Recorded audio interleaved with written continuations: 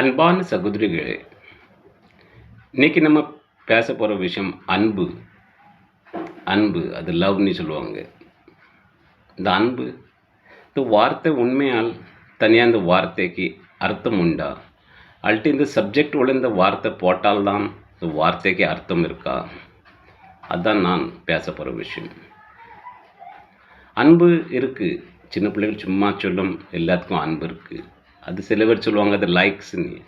அது சொல்ல தெரியாதே தான் அன்புன்னு சொல்லும்.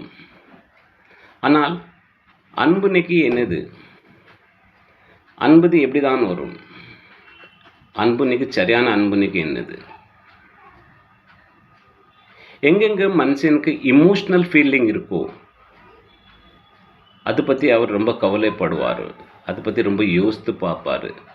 அது எப்படி இருக்குது எப்படி இல்லையோ அதை பற்றி ரொம்ப கவலைப்படுவார். அதான் சொல்லுவாங்க இந்த வார்த்தை இமோஷ்னல் ஃபீலிங்னு சொல்லுவாங்க. அங்கே தான் இந்த வார்த்தை தமிழில் சொல்ல போனால் உணர்ச்சி உணர்வுகள்னு சொல்லுவாங்க. உணர்ச்சி உணர்வுகள். அப்போ எங்கெங்கெல்லாம் உணர்ச்சி உணர்வுகள் இருக்கோ அந்த இடத்துல பாசம் அன்பு இருக்க தான் செய்யும். இது வசனத்தில் படிக்க போனால் 1 கொரிந்தியன் 13 4-7 படித்து பாருங்கள். 1 கொரிந்தியன் 13 4-7 வரை படித்து பாருங்கள். அன்பு இருக்கு. அன்புக்கு சரியான காம்பினேஷன் அது என்ன? இன்னைக்கு இமோஷ்னல் ஃபீலிங். ஒரு சப்ஜெக்ட் மேலே நம்மளுக்கு உணர்ச்சி உணர்வுகள் இருந்தால்தான், இமோஷ்னல் ஃபீலிங் இருந்தால்தான் அது அன்பாக மாறும். அது சும்மா அன்பு அன்பு சொன்னால் அந்த சப்ஜெக்ட் மேலே நம்மளுக்கு ஒரு நாளுமே உணர்ச்சி உணர்வுகள் இல்லாமல் இமோஷ்னல் ஃபீலிங் இல்லாமல் இருந்தால் அது அன்பு இருக்காது. அதுதான் 1 கொரிந்தியன் 13 4-7 படித்து பார்த்தால் நம்மளுக்கு புரியும். அப்படியே நம்ம சிலுவையில் நம்ம இயேசுவை ஆணி அடித்தது, கை காலில் ஆணி அடித்தது, அவர் தலை மேலே அந்த முள்ளோட தலை மேலே வச்சது, அவர் பட்ட காயம், அவர் ரத்தம், இதெல்லாம் பார்த்து நம்மளுக்கு எப்போ இது உணர்ச்சி உணர்வுகள் எல்லாம் வருதோ அதுக்காக தான் நம்மளுக்கு அவர் மேலே அன்பு வருது. இது இல்லாமல் இருந்தாலும் நம்மளுக்கு அவர் மேலே ஒரு நாளுமே அன்பு வந்திருக்காது. அதுதான் சொல்லுவார். அதுக்காக இந்த வார்த்தை லவ்னு சொல்லுவாங்க. Love must have a subject attached with the emotional feeling of the other subject. அப்போ தான் அது சரியான அன்பு. அதுக்கு அர்த்தம். இது சொல்லதுக்காக தான் நான் நினச்சேன்னு சொல்லணும்.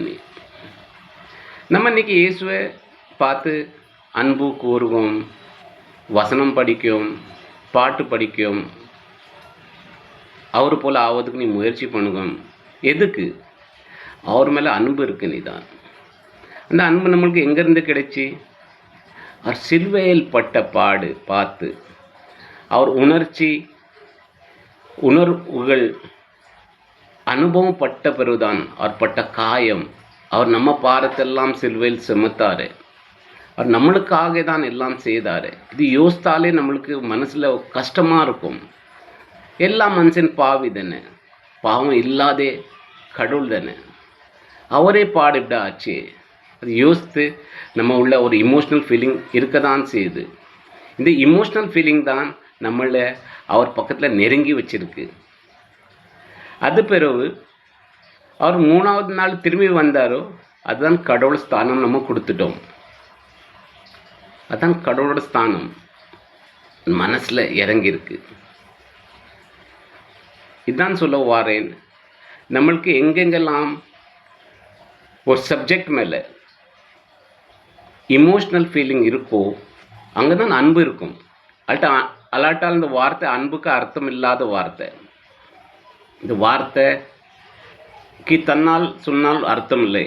Love by itself the word love by itself has no meaning unless it has a subject attached to it with a emotional feeling.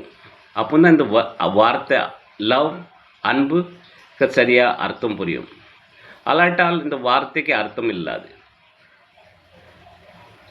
நம்ம அறியணும் இன்னைக்கு சிலுவையில் பட்ட பாடு அவர் பார்த்தாலே எப்படி தான் பட்டிருப்பாரோ, எப்படி தான் இந்த காயத்தெல்லாம் அவர் பாரத்தெல்லாம் நம்ம பாவம் எல்லாம் செமத்தாரோ, இது யோசித்து பார்த்தாலே மனசில் ஒரு வித்தியாசமாக சங்கடம் உருவாகும். மனசில் கஷ்டமாக இருக்கும். எதுக்கு நீ இதுதான் சொல்ல வார்த்தை. எந்த மனுஷனுக்கோ அடுத்த மனுஷன் மேலே உணர்வுகள் இருக்கோ அவன் மேலே தான் அவனுக்கு பாசம் இருக்கும். இதுதான் நான் சொல்ல வாரேன். நன்றி.